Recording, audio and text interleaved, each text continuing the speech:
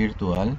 Espero que puedan revisar este documento antes de la próxima clase, entonces pueden ir llevando sus dudas y sus apreciaciones también en relación al material que voy a estar compartiendo hoy con ustedes. Bueno, en el semestre anterior de investigación estuvimos mirando un poquitito algunas generalidades relacionadas al proceso investigativo y ahora vamos a iniciar con esta gran división que se da en los modelos de investigación, que son los modelos cualitativos y cuantitativos.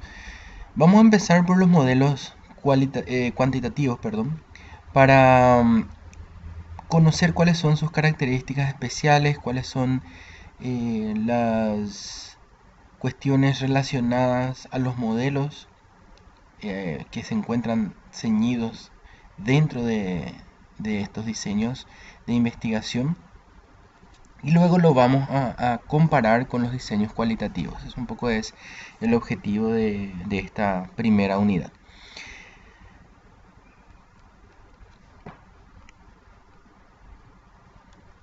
Decimos entonces que los diseños cuantitativos pueden en general dividirse en estudios experimentales y observacionales. Luego estos tienen otra vez sus subdivisiones, pero lo más importante es que sepamos que los estudios experimentales son aquellos en donde se procede a la manipulación de alguna variable. ¿Qué quiere decir eso? Que se altera, se agrega, se saca o se mete una variable para ver el efecto que ello provoca en la población o en la situación que se está experimentando.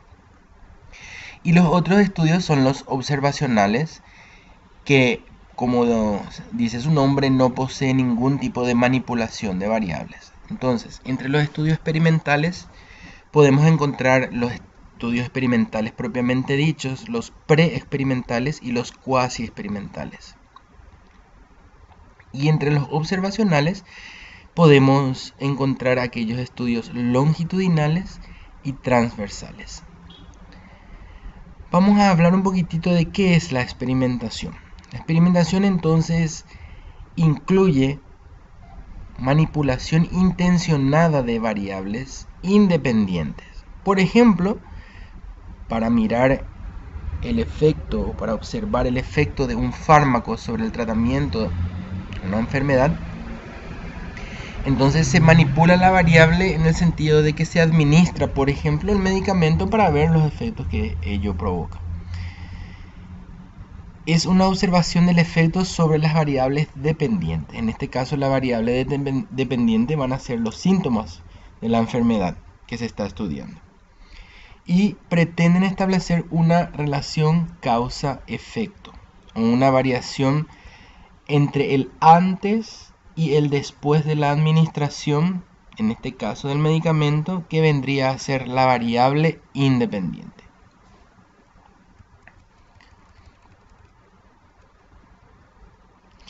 Los estudios experimentales generalmente utilizan a dos grupos de poblaciones, ¿sí? Por lo menos dos grupos de poblaciones para la experimentación. Constituye entonces un estándar de oro en la investigación cuantitativa, es el modelo estrella por excelencia, y permite establecer entonces relaciones asociativas o causales entre varias variables. En este caso, la relación que se busca es entre la variable independiente y la variable dependiente. La variable independiente es aquella que es introducida al sistema buscando medir justamente los efectos que causa, y la variable dependiente, siguiendo el ejemplo de la enfermedad, serían los síntomas que van a ir cambiando o no de acuerdo a la relación que va a ir teniendo con el medicamento en cuestión. Esto es siguiendo el ejemplo que estamos tomando para entender un poquitito este modelo experimental. Los experimentos entonces tienen varios diseños. Entre ellos tenemos el diseño de post-prueba y control, en donde un grupo recibe el tratamiento experimental y el otro no. Al grupo que no recibe el tratamiento experimental se denomina grupo control. Y se mide en ambos grupos, a los que fueron sometidos al tratamiento y a los que no, a una medición post prueba de la variable. Entonces, se parte en dos, por usar un idioma más coloquial, la población. A un grupo se le administra la variable o el medicamento o se le somete a la situación que se quiere medir, y a otro grupo no se le somete.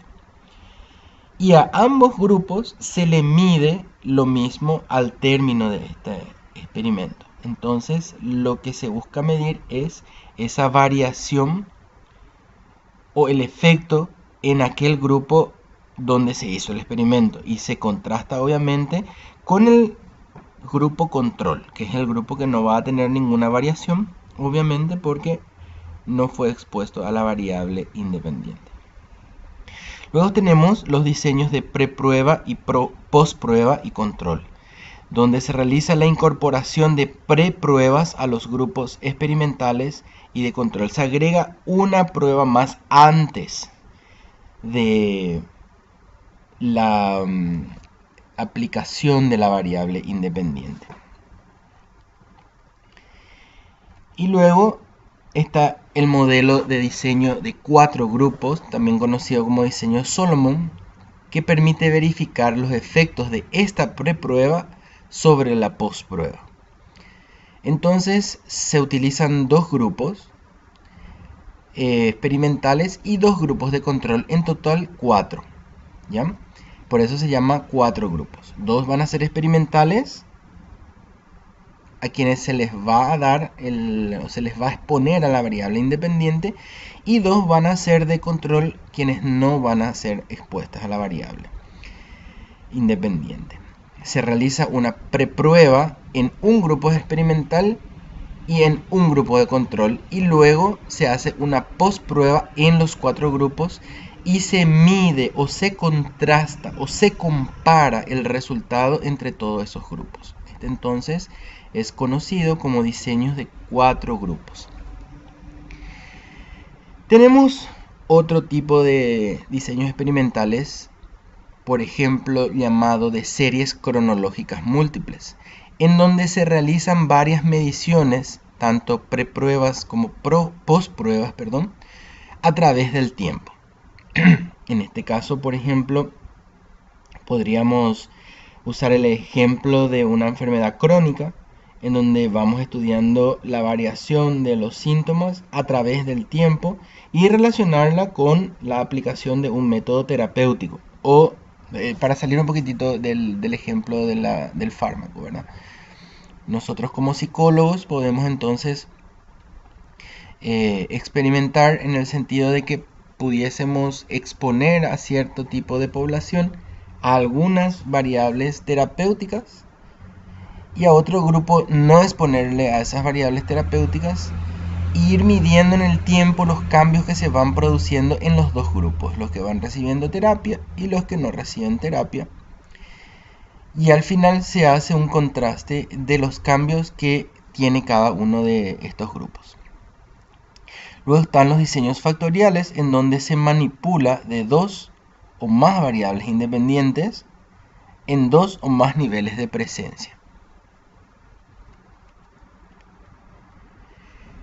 Otro tipo de estudios que se enmarcan dentro de los estudios experimentales, pero que no son propiamente estudios experimentales, son los preexperimentos. Está caracterizado por tener solamente un grupo población de estudio. Acuérdense que para poder hablar de un modelo experimental estamos hablando de la necesidad de tener 2 grupos, uno de experimentación y otro de control, pero en este caso se usa un solo grupo. Es útil para tener un primer acercamiento al problema, pero los resultados no son apropiados para establecer relaciones causales.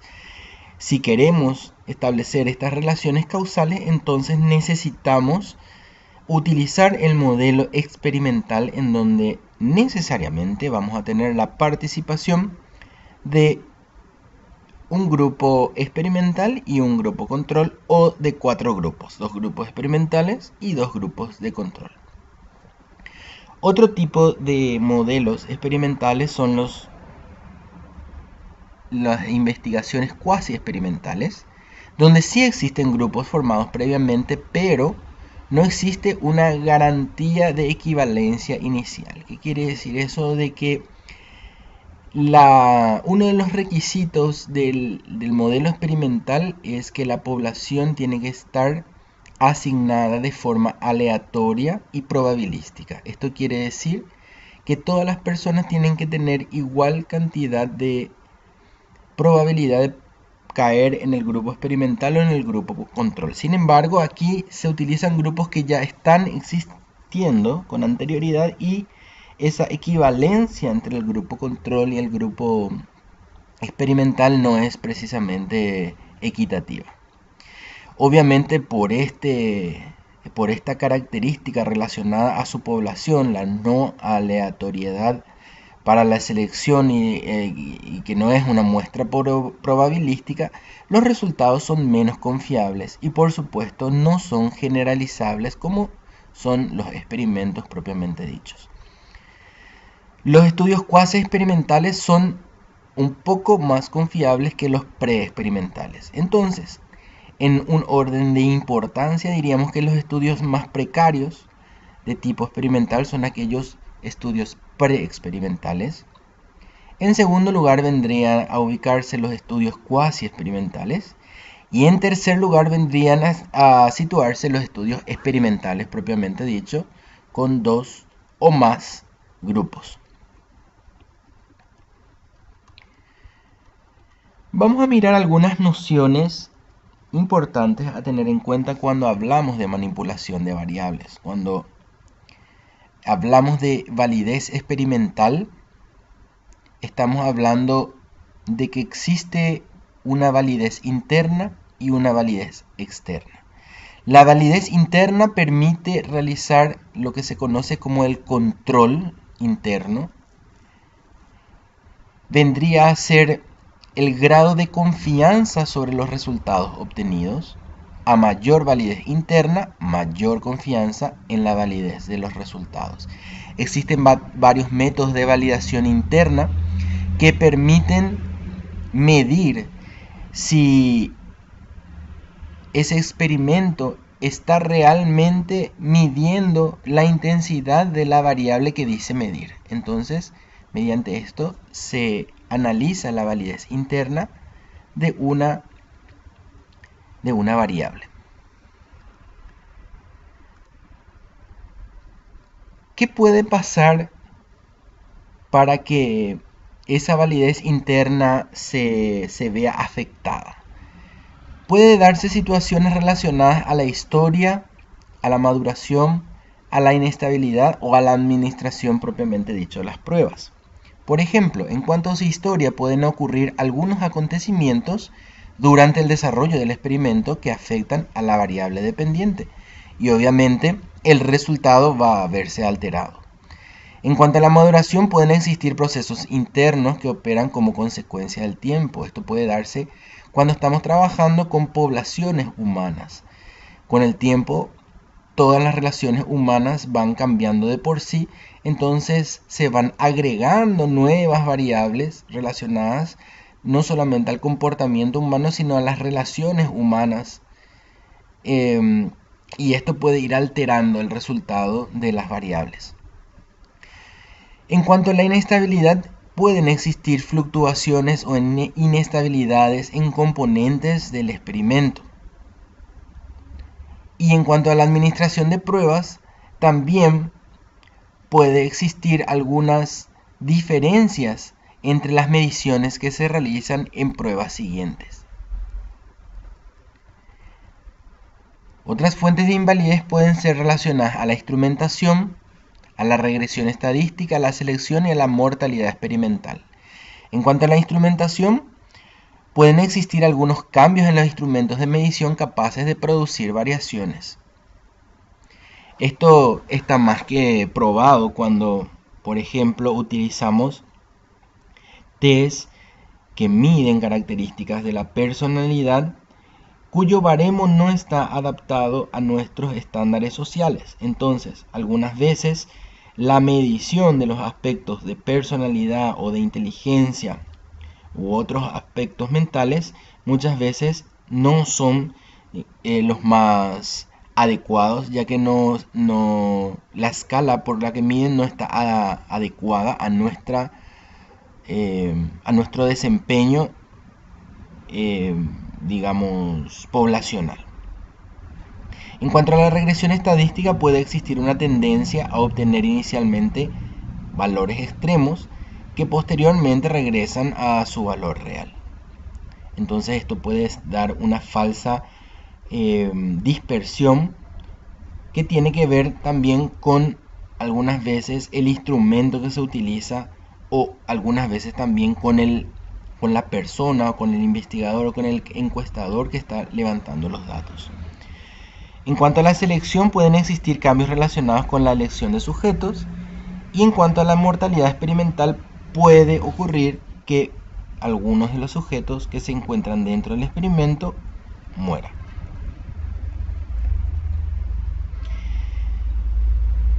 Puede existir también un efecto de maduración disimilar en grupos de experimentación debido a la selección. No todas las poblaciones van a ser iguales en cuanto a su comportamiento, y estos comportamientos pueden ir cambiando de acuerdo al tipo de población. Y en cuanto a la difusión de información, pueden existir sujetos en distintos grupos experimentales que intercambian información entre sí, y obviamente esto puede llegar a alterar el resultado de una investigación. ¿Cómo logramos entonces el control? Formando varios grupos de comparación. Los grupos de comparación nos sirven justamente para el control de los resultados. Por lo menos dijimos 2 grupos para que pueda llegar a ser un grupo, una investigación experimental. Recordemos entonces que si existe solamente un grupo, estamos hablando de un estudio que puede ser preexperimental o cuasi experimental. Pero para ser experimental requiere de por lo menos 2 grupos, ¿sí? Uno de experimentación y otro de control. Puede existir también, puede lograrse una equivalencia inicial de grupos. Debe, en lo posible, haber esto. Los grupos deben ser similares. El grupo de experimento y el grupo de control tienen que ser lo más similares posibles en todos los aspectos relevantes que se está tratando de medir, excepto en las variables manipuladas. Dijimos también que otra característica importante que se tiene que dar es la asignación aleatoria. O sea, se deben asignar aleatoriamente a los sujetos a cada grupo. Y luego realizar lo que se conoce como matching o emparejamiento, donde se iguala los grupos de experimentación tomando en cuenta variables significativas. Luego tenemos lo que conocemos como validez externa de un estudio. ¿Qué tiene que ver la validez externa? Tiene que ver con la asignación de resultados del experimento a situaciones no experimentales. O sea, aquellos resultados que nosotros encontramos en un estudio experimental lo podemos traspolar o trasladar a situaciones cuya problemática es similar, pero fuera del campo de experimentación. Por lo tanto, cuando hablamos de validez externa, estamos hablando de una aplicabilidad práctica de aquello que hemos estudiado. Es un complemento deseable de la validez interna. Lo ideal es que nuestro estudio, nuestra investigación, tenga validez interna y tenga también la validez externa. La validez interna, entonces, para ver que esté midiendo lo que realmente dice que está midiendo, y la validez externa para poder traspolar o trasladar a otras áreas que no tienen que ver con la experimentación, pero sí con la problemática que se está estudiando.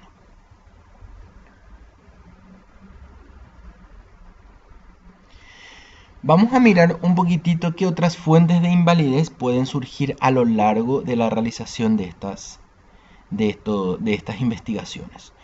Por ejemplo, la interacción de pruebas, que es la aplicación de la preprueba afectando las mediciones de la postprueba. Y la interacción de la selección y prueba, donde la selección de sujetos afecta la respuesta de la prueba.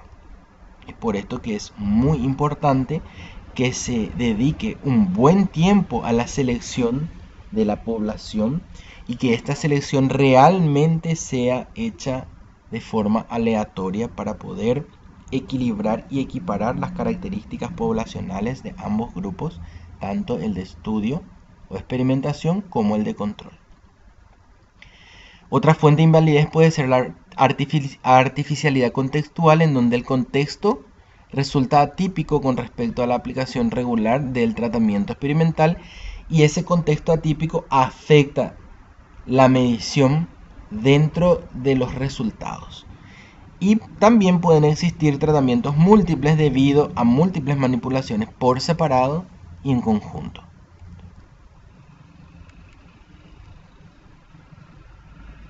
Otras fuentes de invalidez pueden ser imposibilidades de replicación.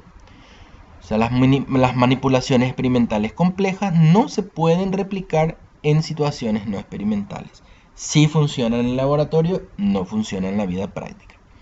Descripciones insuficientes, imposibilidad de replicación del experimento por otros investigadores, novedad de interrupción, efectos positivos por novedad o negativos por interrupción, experimentador, si el que realiza el experimento es el propio generador de alteraciones que no se producen en situaciones no experimentales.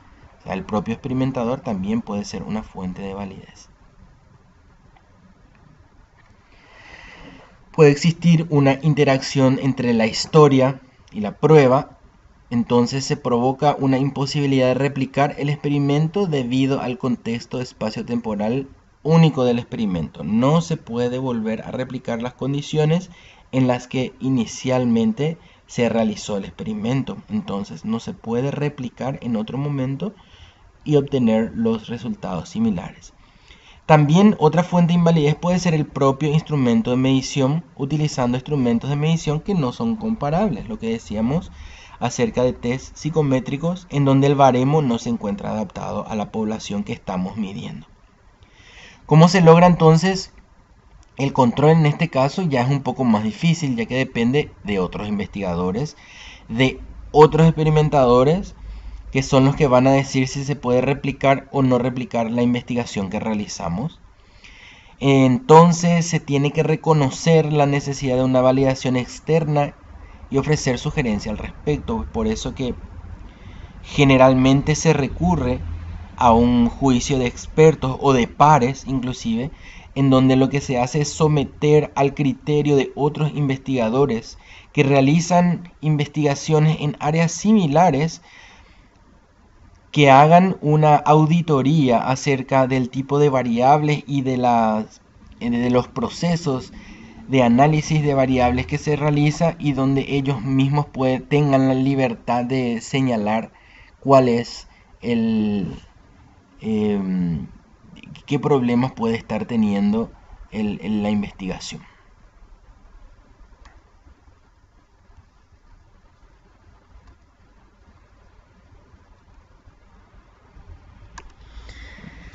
Ahora vamos a mirar los otros tipos de investigaciones cuantitativas que obedecen a los diseños observacionales.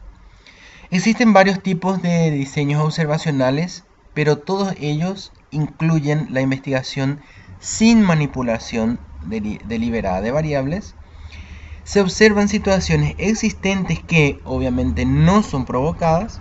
Incluyen otros estudios como son los exploratorios, descriptivos y asociativos.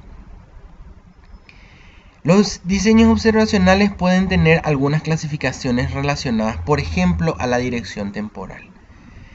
Si el estudio observacional se realiza mirando lo que ocurrió, recabando datos,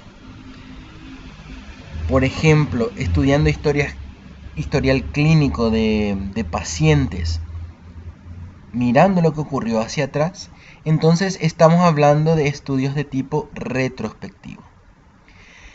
Si estamos hablando de estudios que van a iniciarse en el momento y proyectarse en el tiempo hacia adelante, estamos hablando de estudios prospectivos.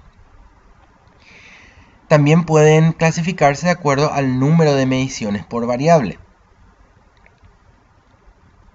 Puede ser transversal. Son aquellos estudios que nos dan como una fotografía de la realidad, es en el aquí y en el ahora. Y los estudios longitudinales son aquellos estudios que se realizan por cohortes o por grupo de personas y que se extienden en el tiempo.